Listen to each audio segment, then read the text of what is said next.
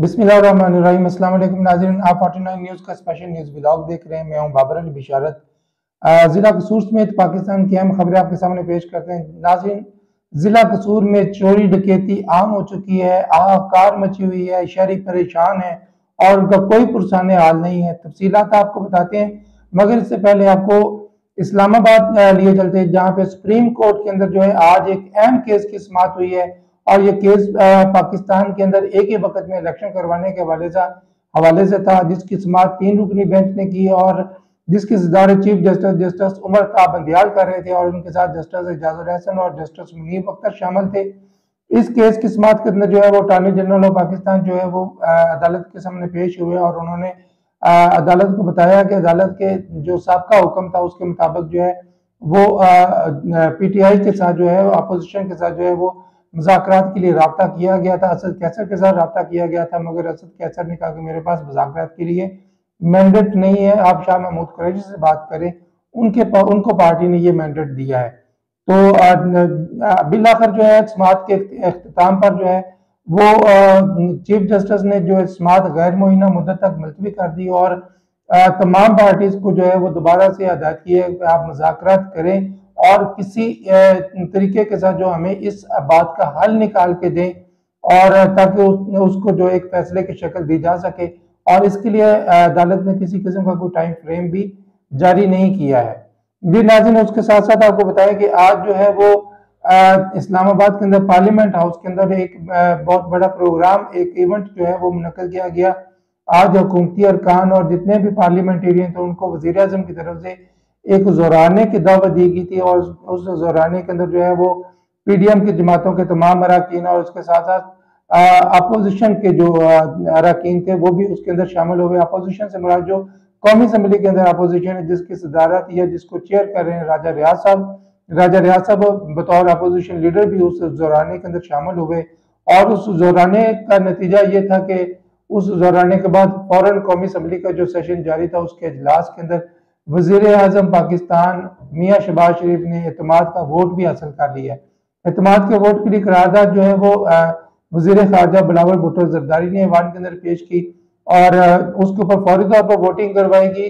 तो 180 अरकान असम्बली ने जो है वो वज़ीर आज़म पाकिस्तान पर एतमाद का इजहार करते हुए आज़ाद किया है और उनको एतमाद का वोट हासिल हो गया है।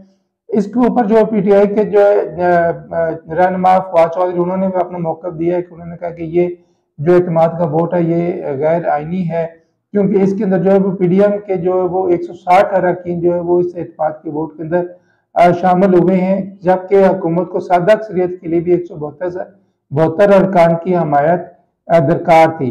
जो 20 अरकान है वो तो PTI के लुटे हैं, जिनकी वजह से जो है 180 अरकान की हमायत को जाहिर किया गया है। दर हकीकत जो है वो हुकूमत जो अपना एतमाद खो बैठी है। जी नाज़रीन, इसके साथ साथ आपको बताते चलें कि PTI और हुकूमत के दरमियान जो है वो मुज़ाकरात का सिलसिला भी शुरू हो गया है।